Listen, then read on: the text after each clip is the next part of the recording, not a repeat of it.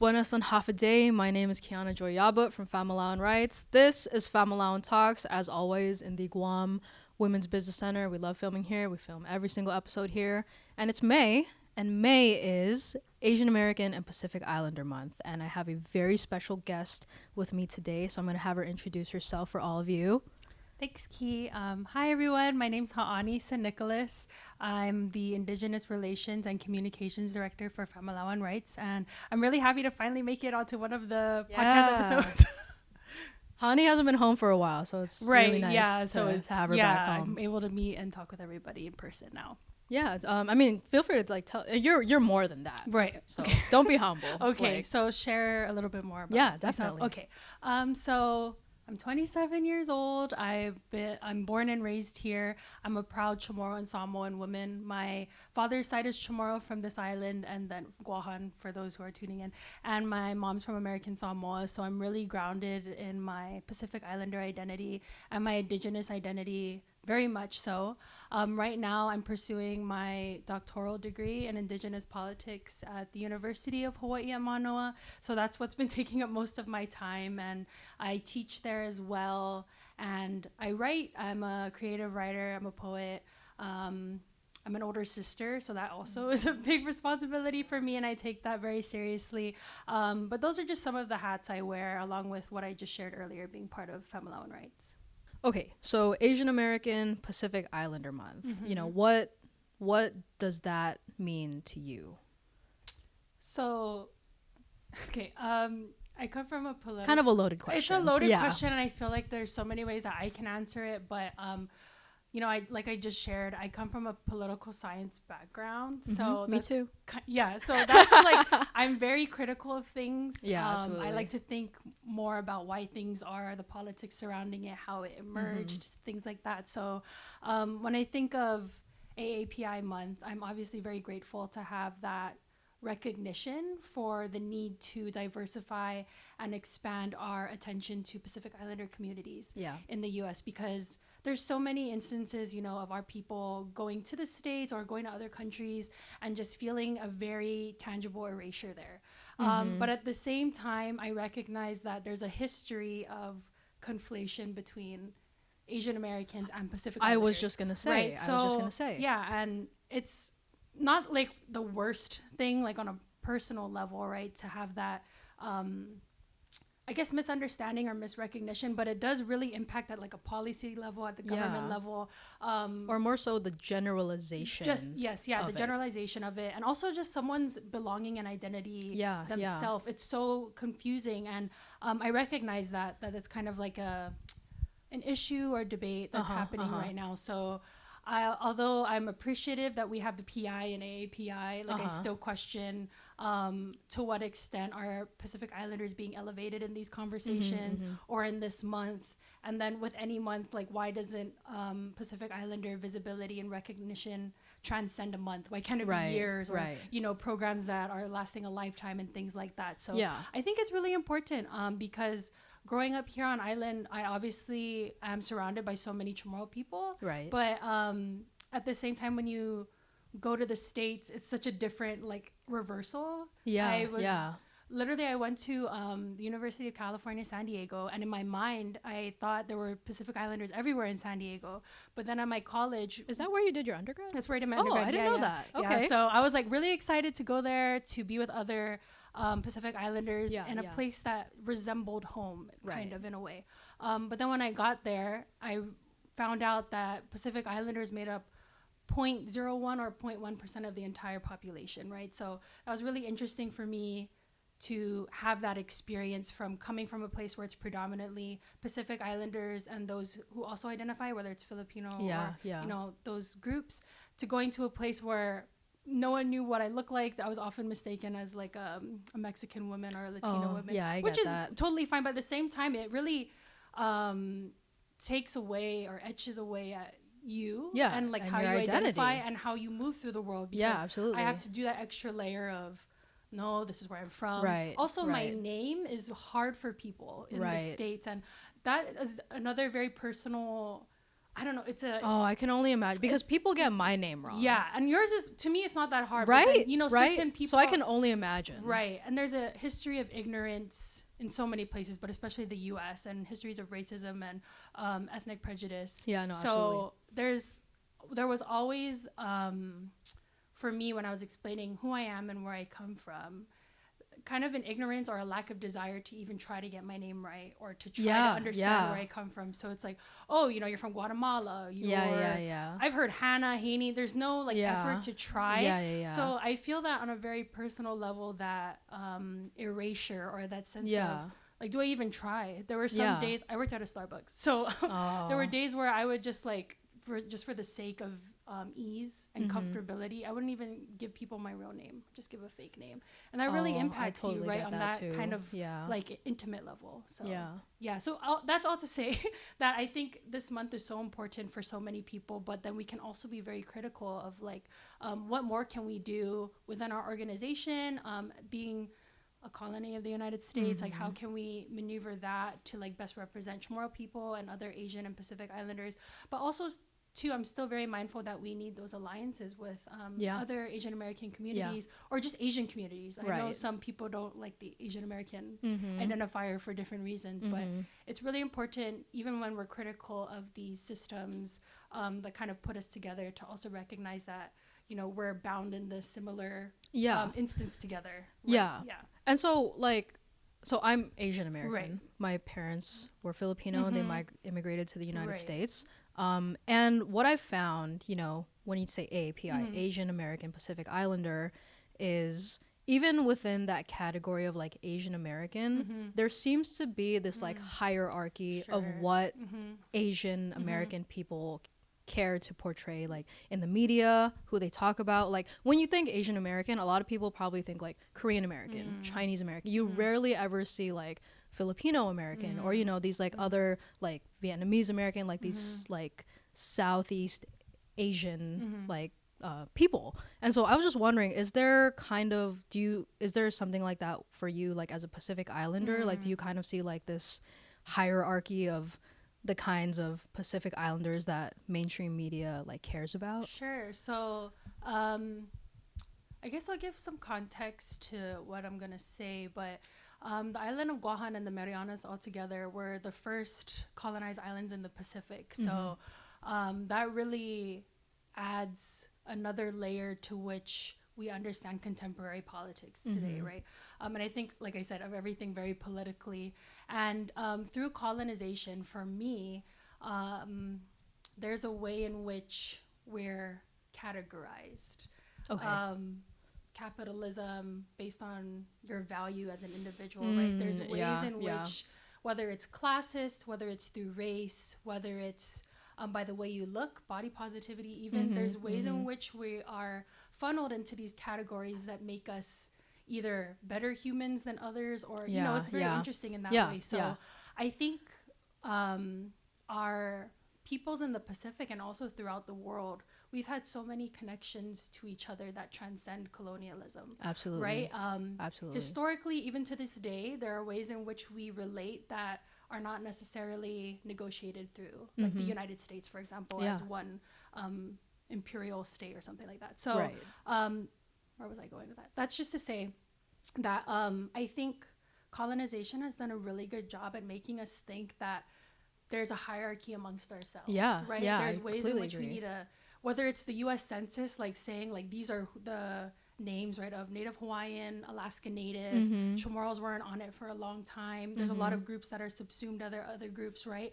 And then that inherently gets into the psyche of our peoples, of Asian and Pacific Islanders, in a way that we think we're better than someone else because, you know, like, oh, we made the list and you didn't. Right. Yeah, if we're looking at the census, like, oh, we're statistically there, so yes, we made it. Or then, and then another, I never even thought about it that way. So it's in that way, and there's other ways as well. I can't really think of it right now, in which we're kind of posited against one another to be like, I got it good. Because the U.S. is giving me this. And if we're talking political science, it's this whole conversation of recognition, right? The U.S. sees us as a territory, so we have that unique relationship with them. And I'm better than maybe a person or a community that doesn't have that relationship. No, I get that, because I'm Filipino American, and I know many of Filipino American that are like, well, I'm American and you're not. Like, you're from a third world country and I'm not. Right. So and that's so ridiculous. Yeah, it's that American qualifier that kind of makes you think that you're better than someone else. But I don't think people maybe inherently think that, but it's just the way in which we've been conditioned in being in this place, that there's so many levels to which you have to say, like, oh, I'm this, therefore I'm not part of your community. Right. And that separates us a lot. So when you were asking, like, are there like kind of a hierarchy among specific islanders, I think the conversation of representation kind of necessitates that. Like, I think the Native Hawaiian community, for example, has been elevated in mass media, right? In ways that they necessarily didn't want to happen. So like portrayals of Waikiki, there's a Disney in Hawaii, there's Lilo and Stitch, there's Moana, which, you know, at the superficial level are very great. Like, we're exposing our communities to the wider world. But once you do that, you open a portal to being taken advantage of more. A lot of people, and especially Native Hawaiians in their homeland, critique the ways in which mass media and their hyper presentation in the world has made them susceptible to like really bad tourism, theft of indigenous land, houselessness, right? So I think all of these things are super interconnected if we look at it. But I do think although recognition is really powerful, it can be at the same time very detrimental to people. Yeah. Man, and again, like, just, it's so loaded, and I'm sure like you and I can talk about this for days and months at a time, and we always do every time like we link up. But I'm going to transition a little bit because I want to talk a little bit about, you know, just your home. And Famalao'an Rights is a local organization that focuses on enhancing and ensuring reproductive health care in the island of Guam. But a lot of the struggles that we've found is kind of like even talking about things like sex, things like abortion. You know, the culture here is like, it's a little bit more conservative, and that's kind of been one of our like obstacles, and even just trying to get people to talk about it. So I was just wondering, like, you know, since you've been home, or like, you know, obviously you used to live here, like, do you have like any experiences, like, just, you know, also trying to overcome those kind of like conservative obstacles? So with the being the first colonized peoples also came with it the Spanish missionaries, right? History of Jesuit Christianization in the region and in our Marianas Archipelago specifically. So to understand reproductive justice issues here today, we really have to also unpack colonization and that history of forced Catholicism, right, to this day. So that's, like you were saying, that's such a big layer to Chamorro identity now. Like, we've been living with these Catholic traditions and Catholic values so much to a point where people argue that it's really absorbed in our Chamorro identity today, right? So how do you kind of reconcile that, those Catholic moral values of keep maintaining life and you know, safeguarding life, but at the same time we're at this point in the world, I think in world affairs, where we're really recognizing that we need to look at the autonomy of those who are able to reproduce, and follow and support them in whatever ways they wish to proceed with you know, reproductive health care or whatever. So I think that's important to try to understand. And I came from a, you know, Chamorro culture is very matrilineal historically and to this day. So many people that you talk to, they can always name a Palauan or Chamorro woman who has guided them or nurtured them, right? Whether it's their direct mother or a grandparent or somebody who is just able to foster their Chamorro identity within them, they can name someone, right, a woman who has helped them in that way. So I think that's also such a big responsibility, but also a challenge for us, because a lot of our people, and especially me, we don't want to upset the women in our culture, in our family, for sure, right? For sure. But we revere them so much because Dr. Laura Souter has taught me this, and she's the first Chamorro woman, that the significance of Chamorro women transcends their reproductive ability, right? They're culture bearers in so many ways. They're life sustainers, they're life givers, reproductively and beyond. So how do we reconcile the work we're doing with that loaded responsibility and care? So I'm always thinking about that. And in my work, in my scholarly work, right, my dissertation, I'm really trying to explore what are the ways in which Chamorro women are advocating for reproductive justice or reproductive health care and rights. And although we have a very long history of Catholic relations, right, in which we see a lot of pro-life Chamorro women or pro-life AAPI community members, we also do have a history on this island, whether it's recorded or not, of women who have taken the helm of their reproductive healthcare. Right. Yeah. It doesn't necessarily have to be abortion. It can be, family planning. It can be. Yeah, it could be doula work. Right. Doula work, choosing to give your child up for adoption into the care of another family because they either don't have a child or you see that they might be better off in that way. That's also reproductive health care. Yeah, no, absolutely. And I would argue, just through my own research and through my conversations with so many community members, that our Chamorro people really did exercise reproductive health care in so many ways. But I do think that abortion has taken kind of control of the narrative, right? People are always thinking about that. Right. And it's a significant part of reproductive justice, but it's not the end all be all. So I think, it's very interesting here in Guahan navigating that. And then also because we're an island of almost 200,000 people, 100,000 people, the work we do is not like in a silo or in a bubble. Like I see so many people who recognize me, my own family or extended family and friends who know the work we do. So this is not easy work that we're talking about this, right? It's very visible.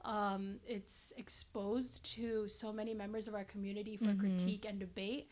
And that's another added challenge. But I also think that's beautiful because I can speak with someone about this personally and try to not change their mind, but just show them where we come from, like advocate for the things I feel about on a personal level instead of, maybe just giving a speech somewhere and maybe it resonating with a couple people. So I think these are all like issues and challenges we bear and the work that we do, but I think it's the beauty of Chamorro culture and our indigenous identity that make these relationships so fertile for us to have these conversations as well. No, for sure. And like, since we're talking about reproductive health care, we're seeing kind of this huge attack on where Guam is a colony of the United States. Roe v. Wade was overturned, right? The Dobbs decision. And we see more and more red states coming for even just these like smallest parts of reproductive health care, like access to birth control. And I think when people see that stuff happening in the mainland, right? The mainland, like, the continental United States. We're so far from it, right? And we feel so detached from it. Absolutely. And I think that people don't quite understand that has a direct effect on us. And so, I don't know if you could just talk more about kind of that phenomenon. Right. So,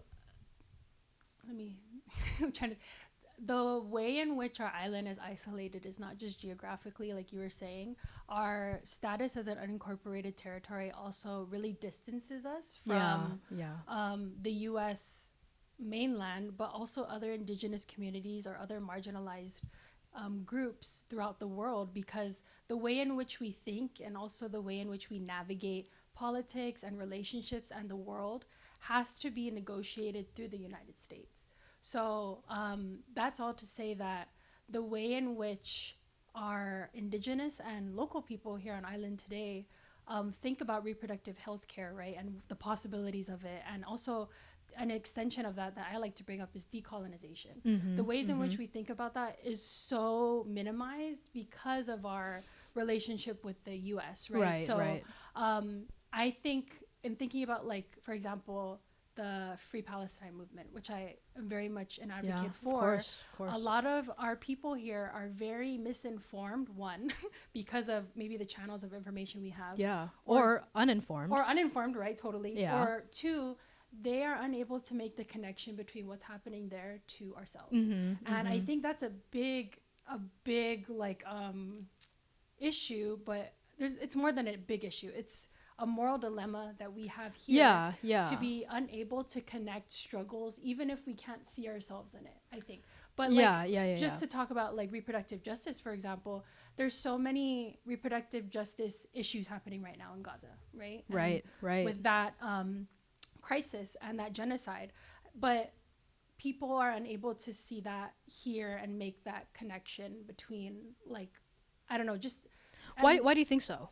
Because I was just thinking that too, because, you know, there's a big Filipino community here, and a lot of the local people, you know, we have a lot in common with the local people. We have a shared history of oppression, of colonization, and we, you know, certain communities relate to each other. So what is the disconnect?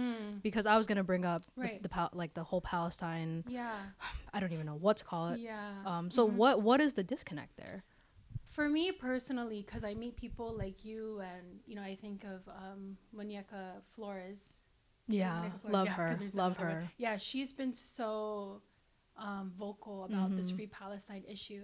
Not necessarily because, although there is a shared history, like you were saying, it's just knowing that there's a human need to advocate for this, right? Like, we're seeing this history happen in our lifetime, right? And there's going to be a time where we look back on it and say, I wish I did something more.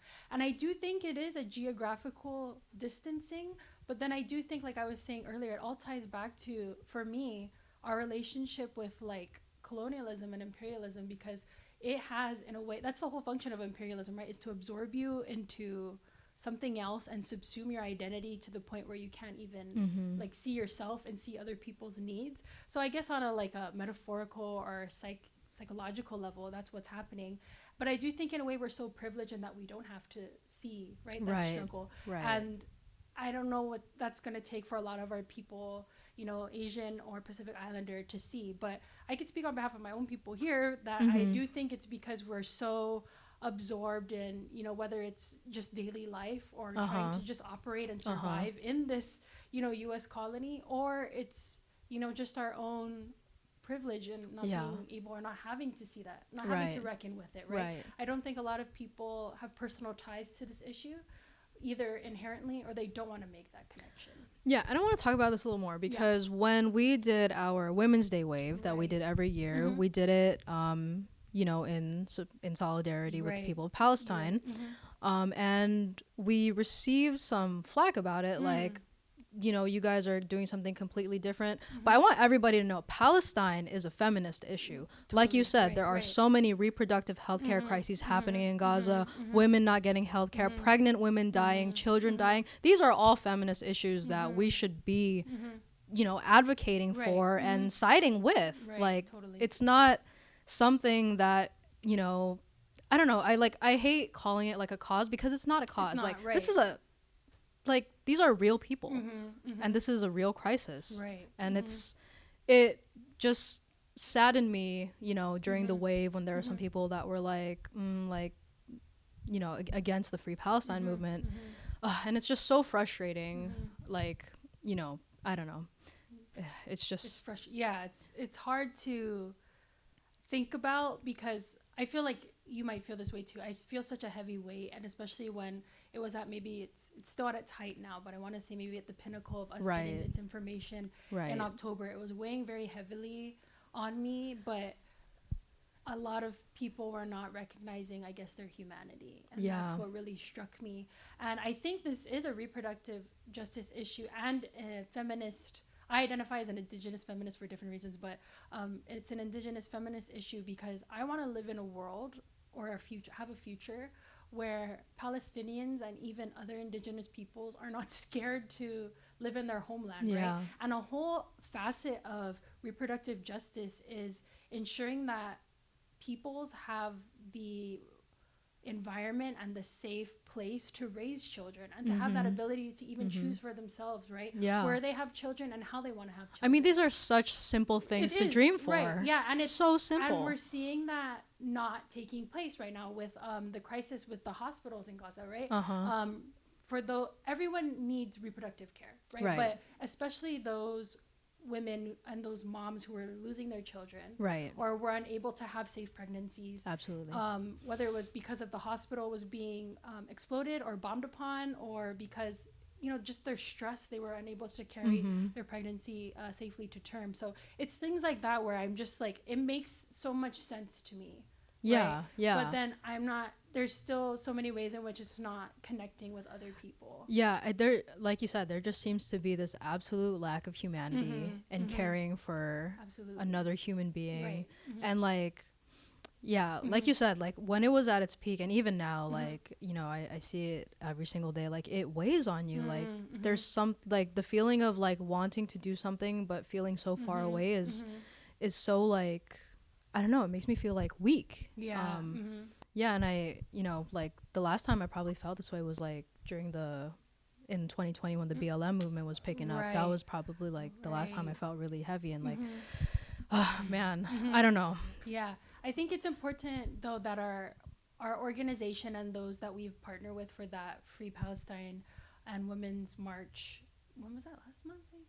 March. Yeah, in March. I think it's important though that we do those things and we also just show the community what's possible with Alliance and the work that we're doing. Absolutely. So that even if it's not them actively engaging now, it's planting a seed for them to be like, oh, this group is, you know, marching for this, I wonder why. Yeah. And it's all important and they will all incrementally, hopefully, amount to their active involvement in an issue. But it is important that our organization, as a reproductive justice initiative, the only one here in Guam, does that work. And it was really great for us to have done that, I think. Yeah, and you know, again, AAPI month, like what to you is kind of like the direct connection between AAPI month and the Free Palestine movement? So again, I just keep thinking about recognition. For me, how I came to AAPI, or how I understand it growing up in a social media world, is that I've been noticing a lot of people advocating for diversity, right? Which is so important. That's been the trend, whether it's in academia, whatever space or niche you're in. Right. It's advocating for diversity. And I do think that's important because it also just expands the horizons of whatever group you're in. Right. It really adds potential to whatever project you're involved in. Perspective. And that is so important nowadays, right? With the globalization of the world. Right.